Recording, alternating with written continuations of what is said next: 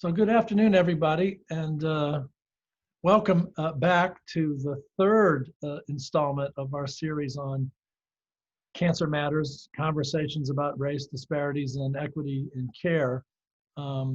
This will be our final session. As you know, we've looked at these issues from the perspective of access to care, from the perspective of quality to care, and now we're going to look at the workforce. And we believe, of course, that these conversations that we're having and your engagement with them can serve as a foundation to, generate some knowledge and some advocacy that we can take to the community to engage them in ever more effective ways to promote better outcomes from cancer. And of course, at this time of year in particular, we're grateful to many of you who have joined us, all of you who joined us, and many of you who've reached out to ask, how can I help? I'm inspired by this, or I've learned something. How can I help? And getting to action is important. And of course, we're personally very grateful to our partners like the Kovler family who've been working with us over these past several months to think about approaches that are different, novel platforms, action kind of ways to address disparity problems in communities in Washington, D.C., like in Wards 7 and 8. And I am sure that together we will make a difference. And so today we're going to talk about cancer providers. And of course, our panelists that we have, Ashwani Rajput, Akila Viswanathan, and Otis Brawley, have unique perspectives in cancer in the workforce. They have their own personal perspectives, which I thought we could just start that way. So Otis Brawley, you are a medical oncologist by training and a self-described African-American, self-reported race.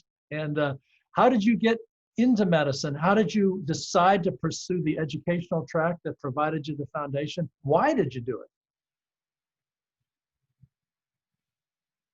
Yeah, mentorship and influence of a lot of other people. When I was in high school, many people thought I'd go to law school.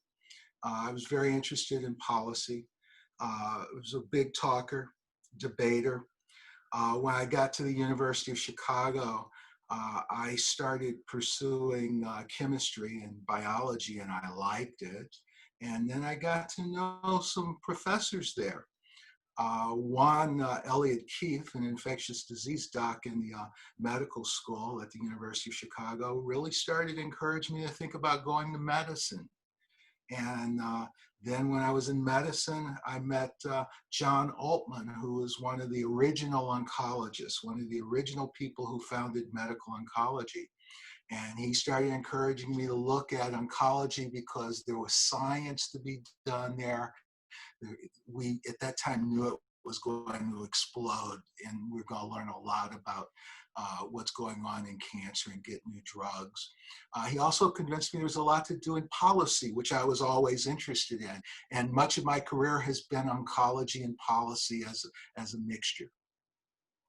So you went to a great university like the University of Chicago. Did you feel that you were one of a minority of students that were African American, or did you have a sense for that? Did that affect the way you approached your studies? Yes, it was 3% of the medical school class were African American. And it does have an effect on you. There is a certain loneliness. There can be some positives.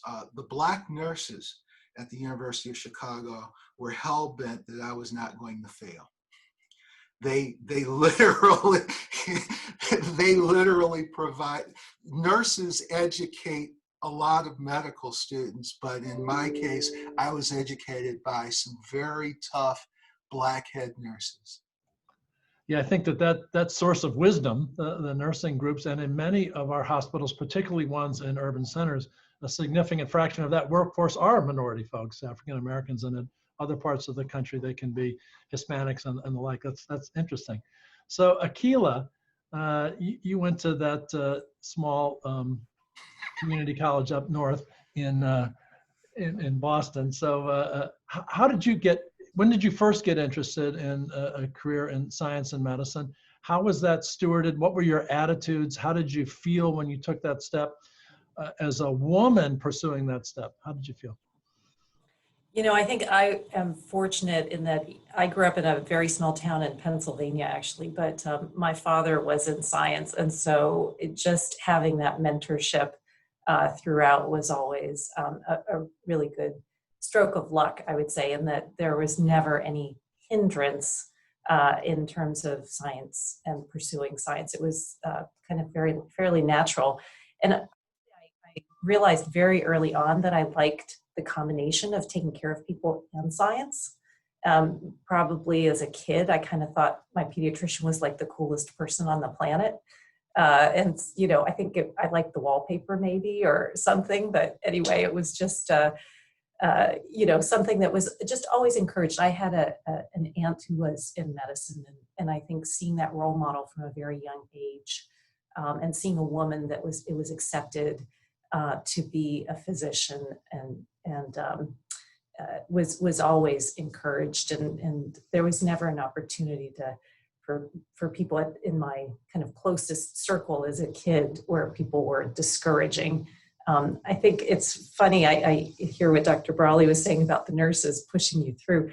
I think for a female, one of the hardest things can be that the other females around you are actually just the opposite sometimes, and you have to work through that and really gain trust and say, no, I really can do this too.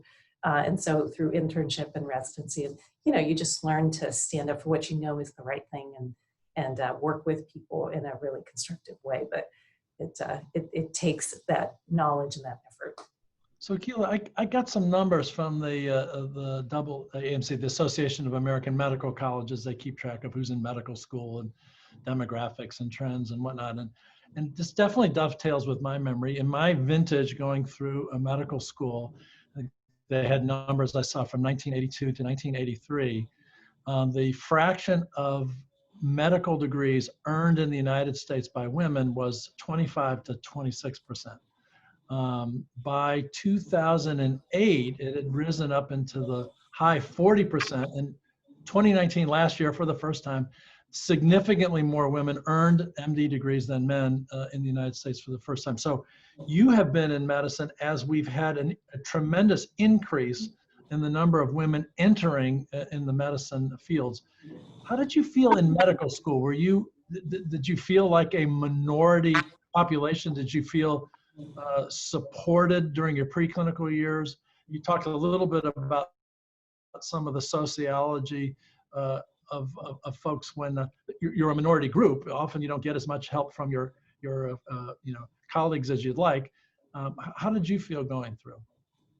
It's been wonderful to see the transitions of medicine over the past 20 years that I've been engaged and working in medicine. And I think the key thing that I learned all along is that you find the right mentor or the person that really understands where you're coming from, and they help you through. And I think if you're motivated yourself and you know what you want, those people are more than happy to step in, and they can be male and female.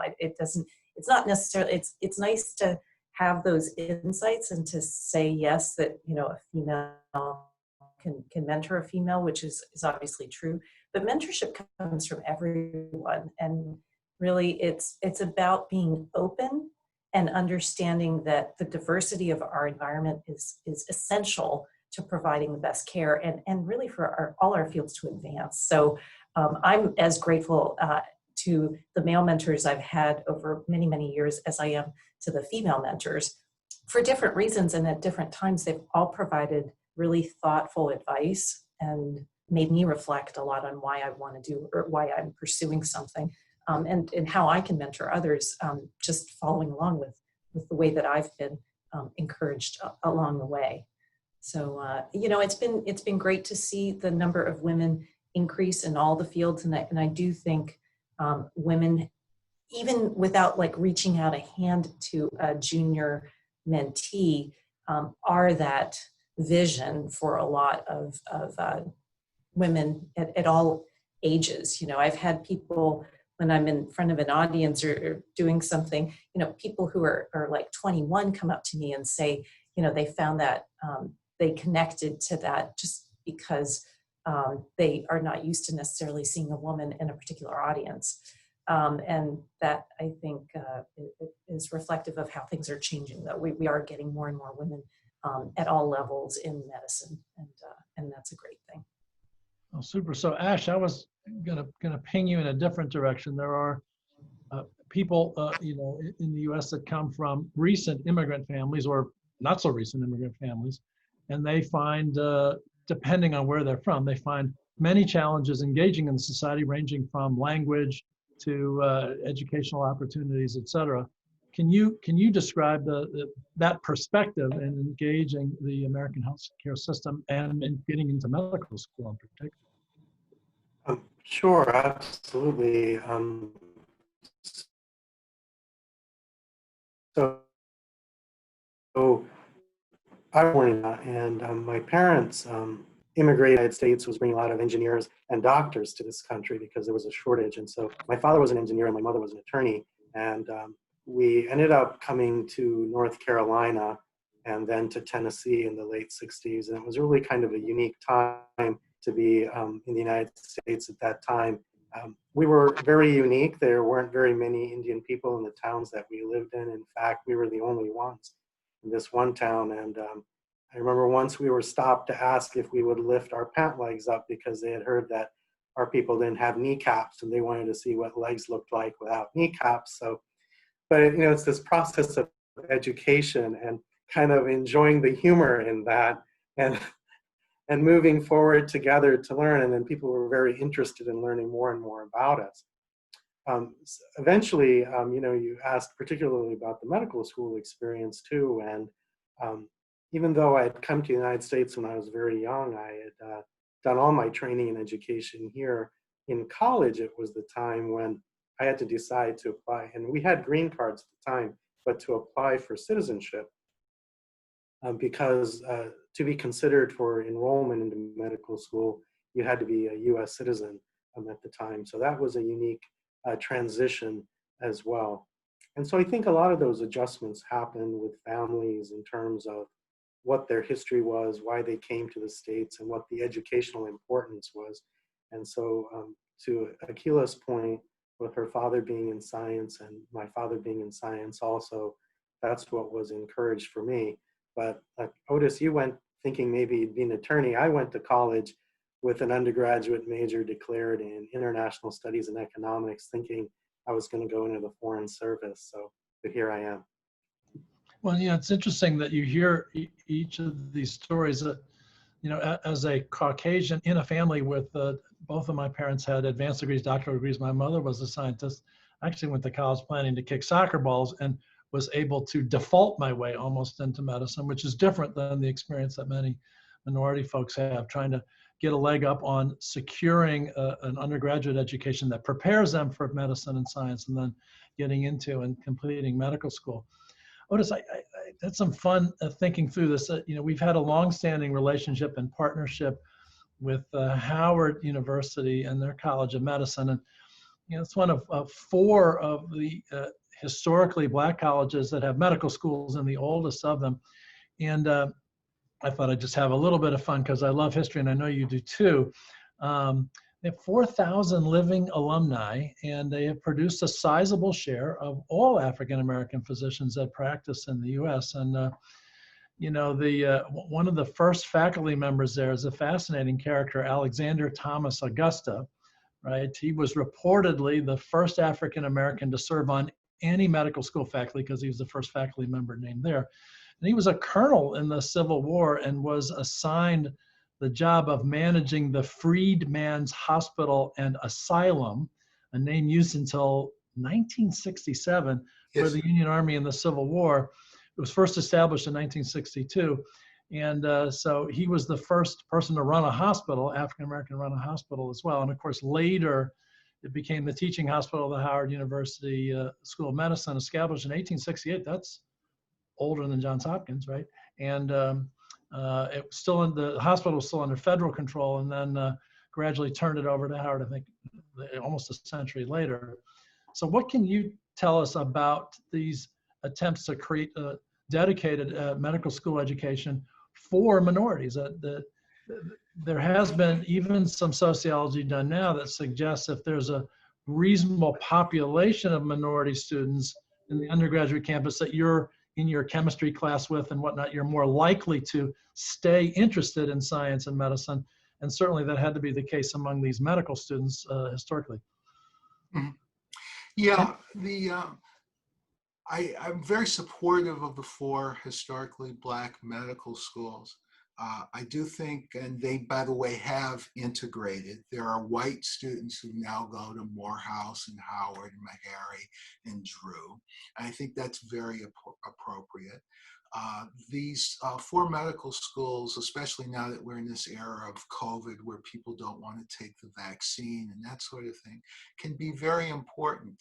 The mission, I think, of a Howard University is to study some of the socio-political and socio-cultural ways in which medicine is applied.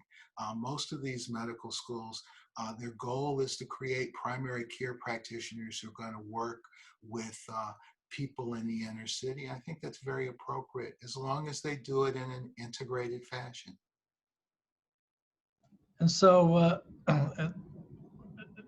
with Akila, I did learn from Dr. Rice, who's one of the leaders of one of these, actually 2 of them. She was at Meharry for a while and now at the Morehouse College of Medicine, about the tactics that are now being adopted across all medical schools as part of medical education to have formal cultural competence training, even for the minority students. The argument is it's a value for both because there are many different people in the U.S., thank the Lord, and many of them will present for medical care and figuring out how to approach them the most effective way. As you went through medical school in terms of cultural competence training, gender-based, race, ethnic, socioeconomic status, were you equipped as well, or is this something that's getting better now? We actually still do it, right? We have established physicians like us still participate in these activities, but was that true when you went through medical school? I went to medical school in the early 90s. And I think, was fortunate in that my medical school class so I went to the University of Pittsburgh Medical School, and they made a concerted effort to have African Americans at least 10% in the class. So there were very strong emphasis on having breadth and diversity of exposures.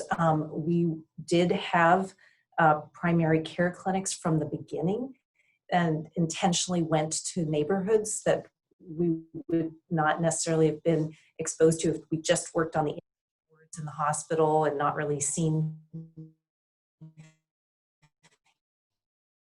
the surrounding areas.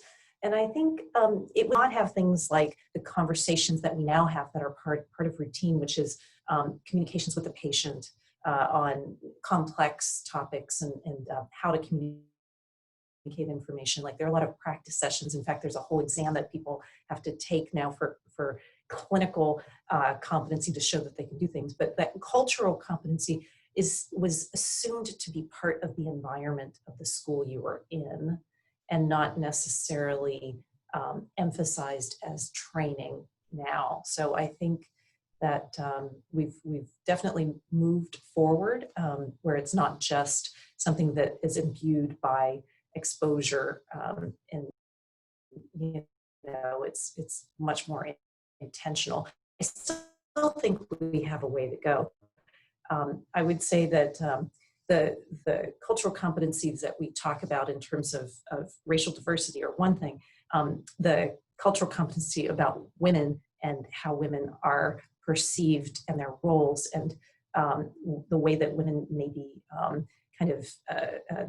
discussed or discussed around in certain situations is I think been always somewhat on the back burner, but it has really come to the fore in that certainly in the past 2 years, 3 years, more discussions about, equality in salary, like what does it mean to have, an integrated system and equality in all ways. And I think we've come more in probably the past couple of years than I think we had for 20 in the gender arena. But yeah. Oh, super. So Ash, I was going to tap into another set of experiences you had. You came to us from the University of New Mexico, which has educationally in its workforce and also in the communities that it serves, some differences, significant Native Americans, significant Spanish speaking. Those are some of the challenges for cultural competence and also for workforce development. What did you see there and learn there from your experiences there? Yeah, New Mexico is really a unique state because, as you mentioned, it's a minority majority state with 47% of the population being Hispanic, some of them tracing their ancestry to the original conquistadors from 400 years ago. And then 11% is Native American. And so only 2.5% of the state is African American. And then everybody else gets into a group called Anglos. And so one of the things that's really unique is that the patient population mirrors the population of the state. And so from a clinical research standpoint, it was wonderful to be able to do minority or disparities research because you have the population there. I think the university and the community is also very open and embracing, which is very important. So many of the physicians are Hispanic, and there were many Native American physicians as well. Again, considerably a need, and I think the university also makes sure that there's diversity in the incoming classes, not just for gender, but also for the racial backgrounds.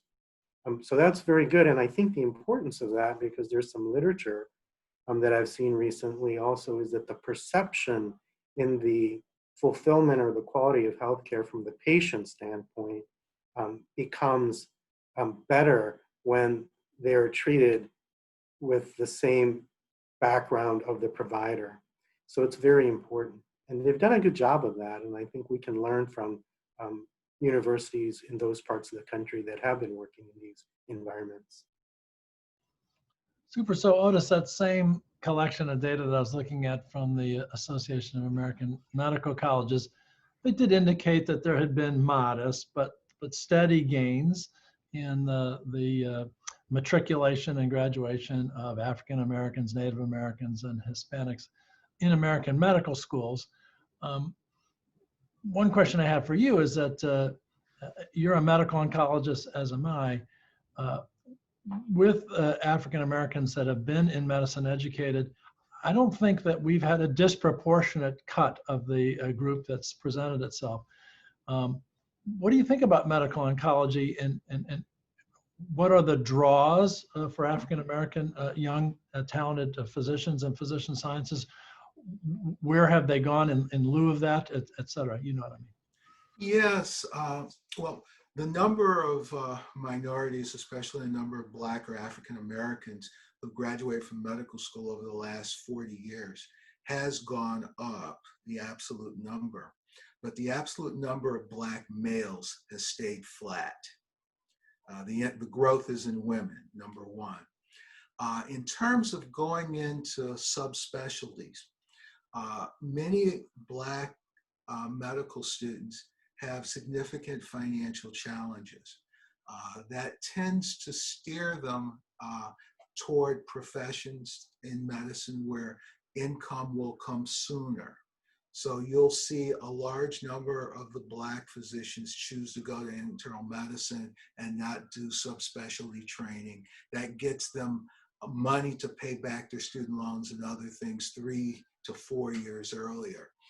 Even when they do go into the longer training or the longer training post, you'll find that they'll go to surgery where there's a little bit of a higher income.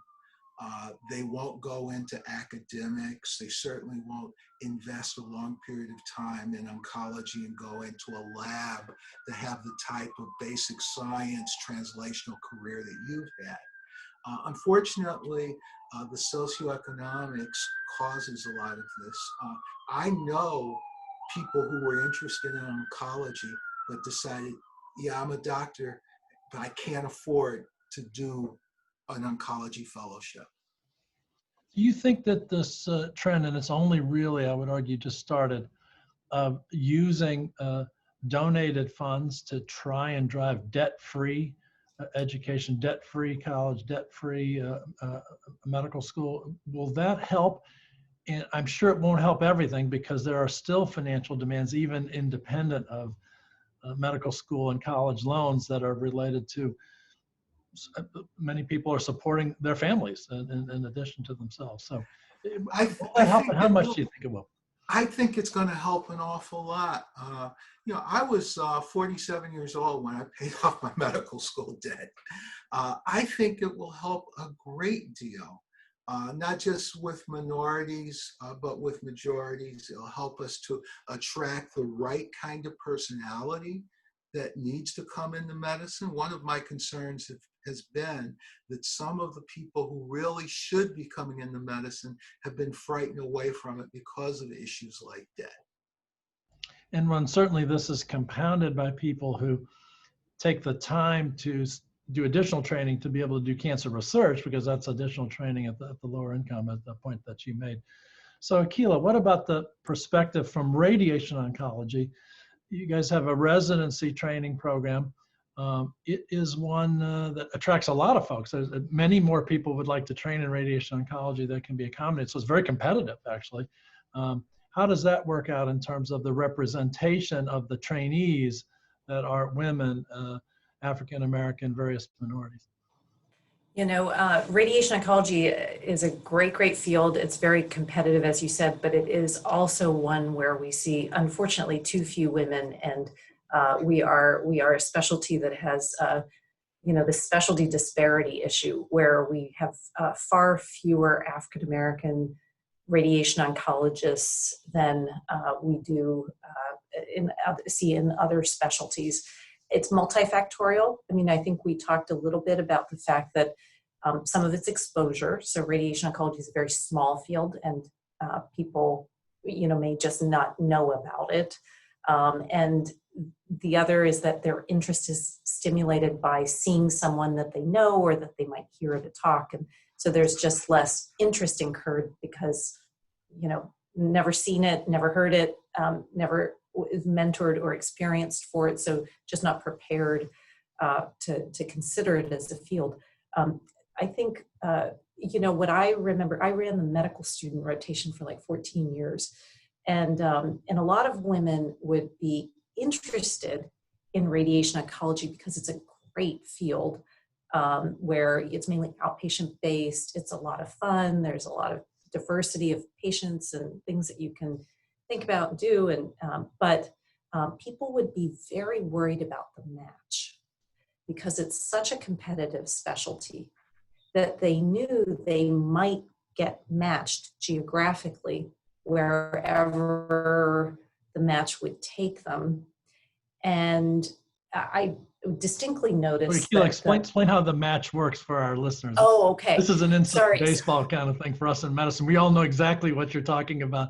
It sounds like so innocuous, but it's a life-altering event for some people, right? So. Right. So the first part, you go to college for 4 years, and then you get into medical school, and you go to medical school for 4 years. If you don't do a Ph.D, or research, you do 4 years.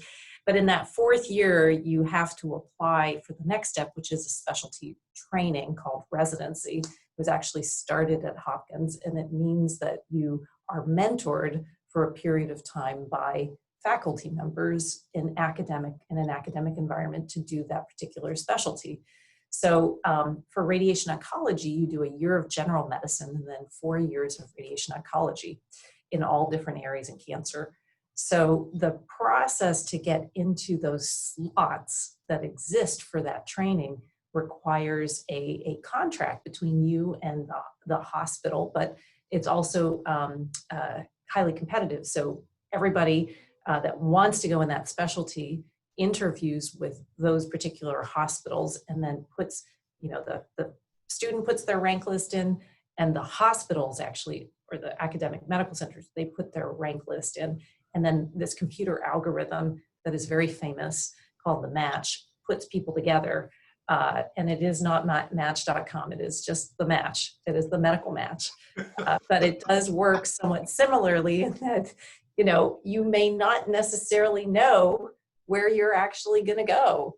So, you know, you may say that your rank list has number 1, 2, and 3, but if you are at a phase in your life where you really want to be geographically located because of the particular age and time and, you know, personal things that might be happening in your life, you really are a bit thrown off by the fact that you might be ranking a program that is, you know, very far away from where your fiance or your, you know, parents or your, you know, your husband or wherever it may be.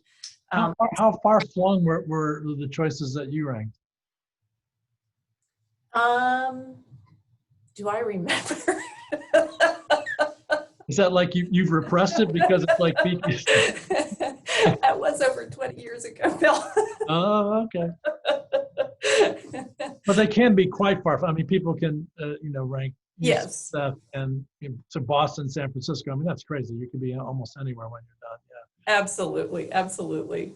Yeah, and I think that, so, you know, what I did notice though was that the male candidates that we would interview would just be like, I'll go anywhere. The female candidates were like, I'm only staying in, you know, New York in the area because that's where family is. And you have to realize that residency is a really important time for a woman in terms of, you know, that may very well be when, if she's not married, she may get married, she may choose to have a family, she may, right? And so all those things are part of the equation that women are kind of balancing inside and not really verbalizing. And I think that makes the match and the process that much.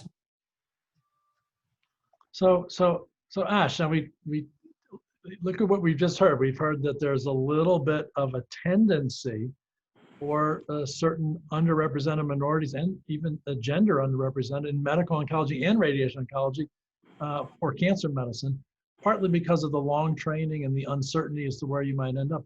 How does surgery work in this space? So, you know, when you're talking about long training and all that, you know, Akila was mentioning the 4 years of medical school and 4 years of college before that.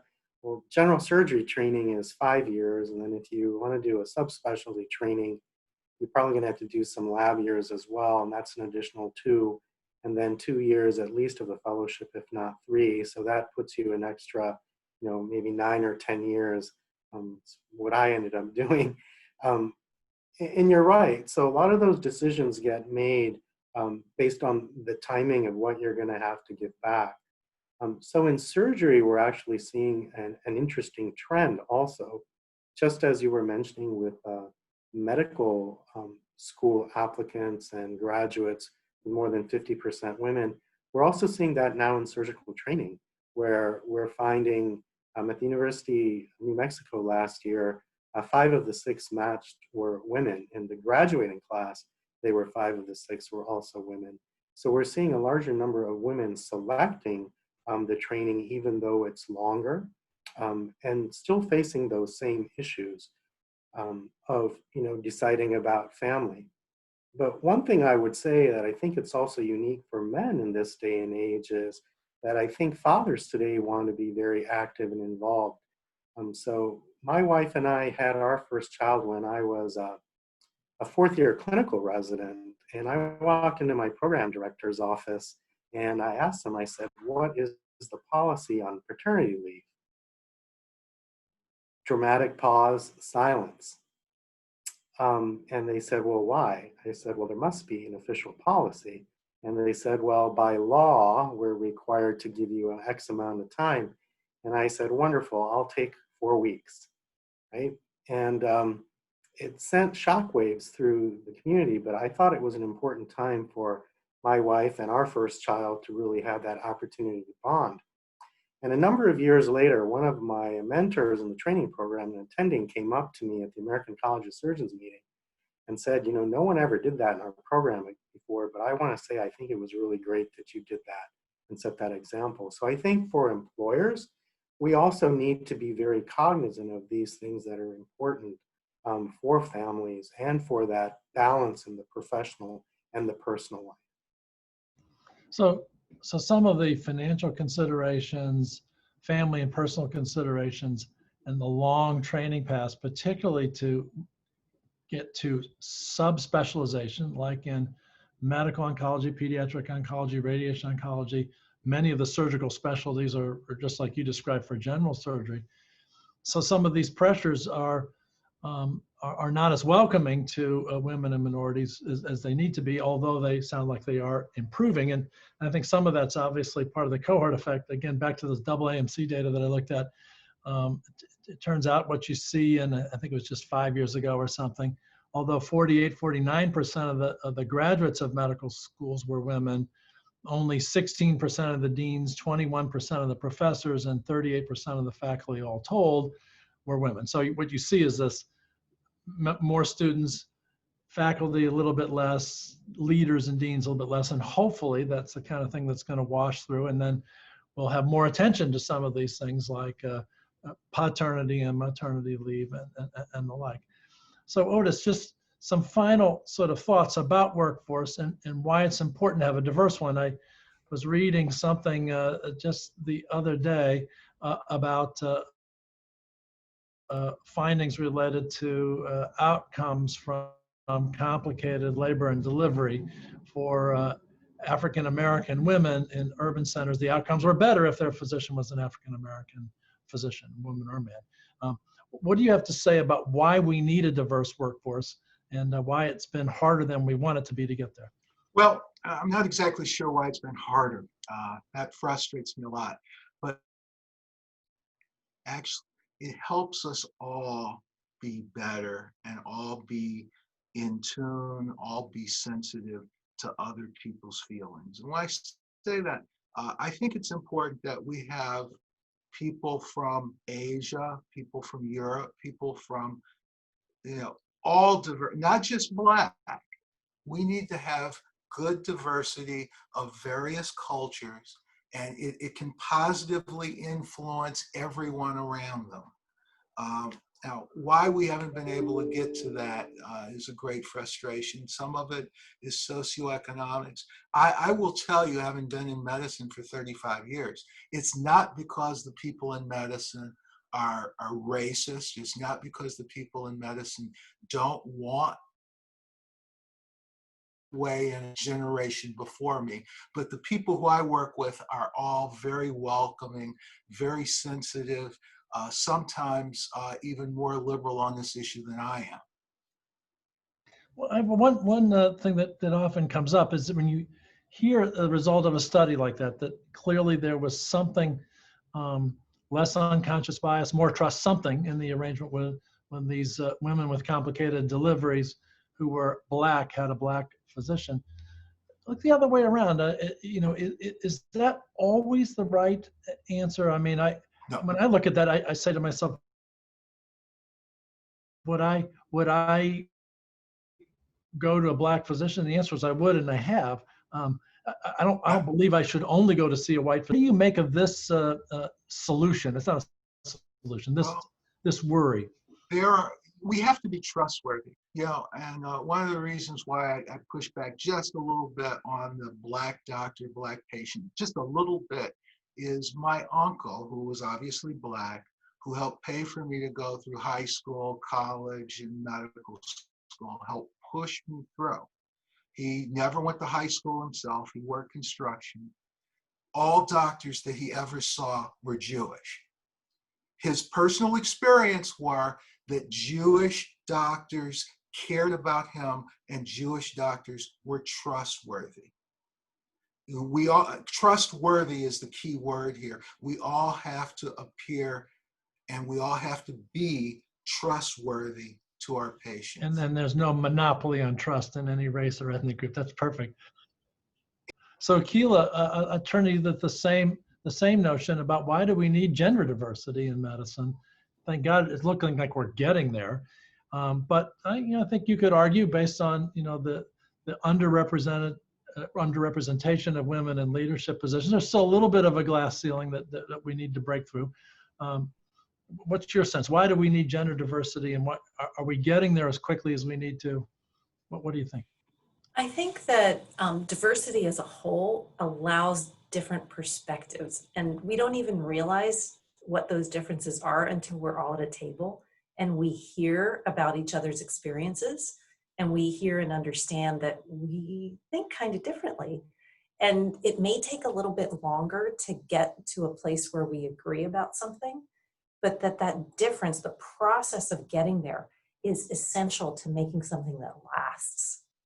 So if we want to have, great quality care for someone, really the best way to do it is by having diverse inputs as part of that decision making. And so I think having women at the table at all levels encourages that process of hearing about things in a different way, or maybe hearing the way someone perceives something and understand that it's not the same. It is definitely, there are a lot of ways people also react to people in different ways.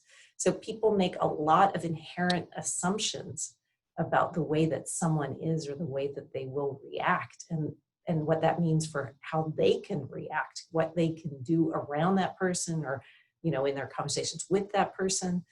And those assumptions are ones that get broken down only by exposure and only by understanding that the truth is something completely different from what that implicit or unconscious thought process led someone to believe. Like the fact that, it is okay to see a doctor of any race, and that they're really going to take care of you because they're a doctor. And so I think those barriers are being broken down. So Ash, early on, you gave probably one of the best descriptions of why immigration is such a valuable resource to a country like the United States generally, where you have people coming here with great skills and expertise wanting to engage in the population and make a difference. Why is immigration-based diversity so important to medicine and medical science? Great question. And, I'm reminded, I had the opportunity to hear Dr. Yolanda King give a lecture when I was in medical school. And as an immigrant, you always heard this story of the melting pot, right? And you come and become part of this great society in the melting pot. And she took a little bit of a different approach. She says, I don't want you to think of you coming to this country to melt into anything. She said, I want you to think of it more as a stew, right? So you've got your vegetables, your carrots, your meat, and you have your individual identity. And as a part of the whole, you make it better and more flavorful. And I think that really goes to what Akila was saying about, bringing that diversity so that those ideas and those individual thoughts or unique thoughts come to the table so that it's better for everyone. We have these certain ideas about maybe this is the right way to do it, but then again, maybe it's not. And so when you have this international presence and people's experience and their thoughts and ideas, it strengthens all of our outcomes, I think. So we've covered a lot of aspects of workforce diversity. We didn't get into considerations in the way education is delivered across the country and the like. But I think the thing that all of you have emphasized is that diversity to everyone here and to most of medicine is a significant value, that it's been hard to catalyze the diversity that we would like to see as quickly as we'd like to see, and that the diversity itself is going to have great value as we serve a more and more diverse population of people, confronting cancer and the like. And so with all of that, and I'd like to personally thank each one of you for contributing so full-heartedly to these conversations. I think we've dove into a number of different directions, and I think given all of our friends and listeners food for thought, particularly as we head towards the holiday season. And I think COVID-19 is on our mind, as we've talked about in previous discussions. Many of the same tendencies, the same trends, the same challenges are reflected in the management of the COVID-19 epidemic as in treating cancer, and many of the same tactics that have started to work in promoting equity and diversity and whatnot are starting to pay off a little bit, certainly in the Baltimore area in that space. So thank you all very much. And again, thank you all to the listeners, particularly those of you who want to roll up your sleeves and work with us. We welcome your help and thank you all very much.